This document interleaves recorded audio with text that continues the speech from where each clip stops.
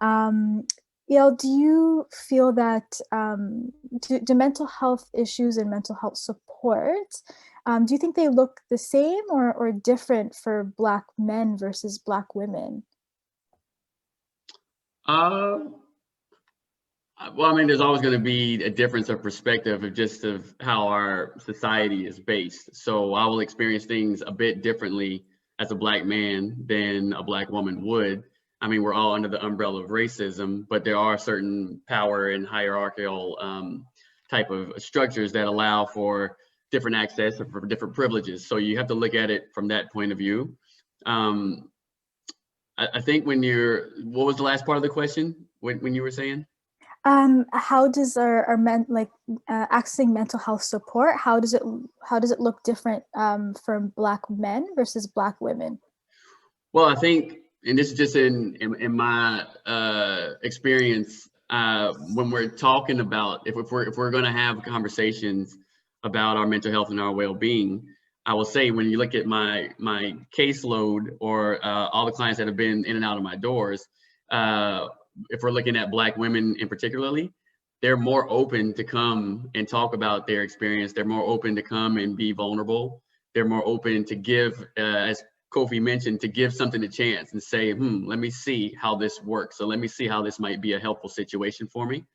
There's been so many young Black men who will come in and they'll we'll fill out some forms and we'll look at their areas of concerns. We'll look at the goals that they want to set, and they speak to emotionally not being well and experiencing anxiety or being hurt and having some pain.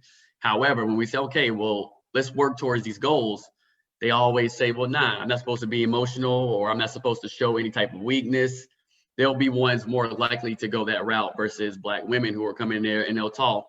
And I think all of it comes with the idea of trust. I think with any type of relationship, there's got to have that trust where I can come to you and I'm going to tell you, and I'm going to be, as we mentioned in a couple of these sessions, about being vulnerable. So I think the idea again, I think when we're looking at mental health, you say, well, or your racism, how's that affecting you? If it's bringing you to a point to where your emotions can't be, where your emotions are in disarray, but yet you don't want to talk about it, then as someone mentioned before, they just start to build up. They build up and they build up, and then they come to the point, as someone else mentioned too, where now it's not about you accessing mental health. It's going to be forced on you because now you are in emergency, or now you are in a situation where you're under the rule or under the monitoring of a professional who may not understand you, but yet they're going to go their route to say, okay, well, this would be the steps, this would be the medication, and this will be how you have to stay here and emerge for at least a week or so before we feel that you're safe enough to go home.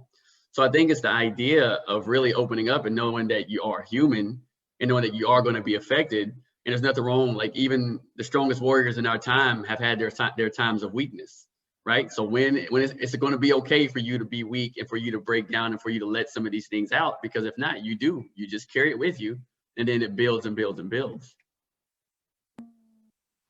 And Yael, I'm noticing we have a live question coming in that I think complements well with some of what you just shared with us.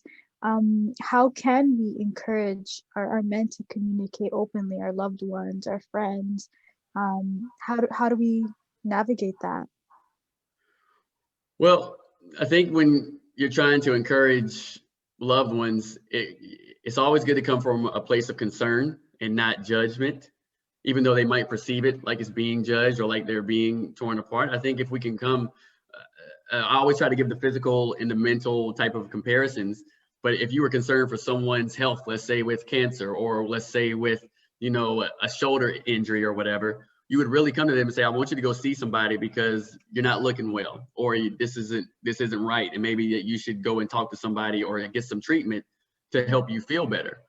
Like whether you're looking at mental health or physical health, is all health. And how can we help somebody under that health umbrella? Right? I can't say no one, but often in most of the time, so no one's going to choose to be unhealthy, right? They're going to say, I want to feel better. If I go to the doctor, I'm going there because I believe they're going to help me feel better. So it's the same thing with our mental health, and to know that sometimes this is going to be the area that's highlighted, the area that really needs the treatment of the concern. So if you can say, if you can approach them and say, I've been noticing some things, or, you don't seem to be your usual self. I'm really worried about some of the decisions you've been making. These are things to say, you know what, I'm worried about you. I'm concerned about your well-being, and I want you to find the support that you need. This will be a good route. Now, however, there is a readiness factor that people have to consider and say, when people are ready, you want to hope that they come to that point before we get into this, to more so the more extreme side of mental illness, where we can say, let's just try to manage your mental health, and let's talk about some of these situations that are rubbing you the wrong way. So it can be tough. And remember, as mentioned before, since it's not big in our community, and since it's something that we're going to have to try to shift that narrative and try to change those conversations, parents are going to have to be open to it and realize that my child or my loved one or my cousin or whoever is being affected. And this is no point of shame. This is just more so of helping. Like, you wouldn't be shamed of your cousin who has cancer. You wouldn't be shamed of your cousin who, I don't know, has knee issues or physical ailments. You would say, oh, let me help you. Let me come bring you to the store. Let me do a lot of things to help you manage this. We're gonna have to change that narrative and just make sure that we can continue to stay at it so that we're supporting the ones that we love. Mm-hmm. Kofi, I just want to take a minute to highlight that parallel that you drew between, having maybe like a broken leg or something like that, and our response to wanting to help treat and support that, and shifting the narrative and reducing some of the shame and the stigma around getting that same support and help when it comes to some of the mental health challenges that our loved ones are facing. What we do see, and similar to what El said, a lot of more Black women are more willing and more open to have these conversations. And we know Black girls tend to group up and they tend to do their therapy, or girls tend to talk. They could spend 2 hours on the phone talking about their problems and share, where Black men do not oftentimes, not all, but mostly don't have that extra support system amongst each other. Because the guys, they got to be cool, we got to be, you got to show strength and hardness. Unfortunately, what we do notice is that oftentimes when most Black and men, because we serve 18 onwards, whenever they come in for mental health care, it's oftentimes through the justice system, which is so unfortunate that they have already been in contact with the police, oftentimes in a negative way, before they even start the process of accessing help. And oftentimes when we look back, when we start to do the investigation before we start to care for that person, there was already signs of certain things back from school.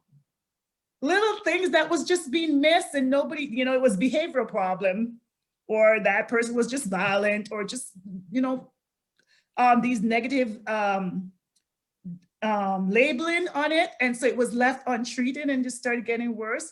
And I really hope that narrative can change and change not only within our society and community and the school process before it gets unfortunate to be so more severe, and it's a longer journey back to wellness, but the narrative can start in school. And also with us, I'm a mother of my son is gonna be 27 years old in a couple, maybe 2 months from now. And constantly having that conversation, because we tend to be, oh, come on, you gotta be tough about that. Oh, suck it up, We have to, sometimes I think about, oh boy, did I? But we have to start thinking about how this portrayal that we put onto her man too, that, you don't show too much emotion and you gotta be strong. And so it starts at home, and it starts even in the community, as El said, the narrative of parents, how we portray that to them. What is true strength? What does it mean to be a strong Black man? Does it mean you don't feel, you don't have emotion? And start changing those narratives, and we'll see the difference. Because I find the toughest part of our job is oftentimes working with our own community, especially the male. There's just so much shame of failure that is it's just this cloud of failure before you could get them to a place where, it's so heavy oftentimes, and it takes longer time to get them to that place of even if you're working with them and they're willing to work with you, you can't get the community involved. You know, you holistic approach where you have community support, you have, you know, they're connect. It's so hard because they don't want you to go to get beyond that individual. So I don't know, I'm not a man, but this is just what I see over the years. And I know for Black women, it's a little bit easier. They're more willing to come in for support and speak up and try to get some help. You raised some incredibly meaningful and powerful points, Tracy.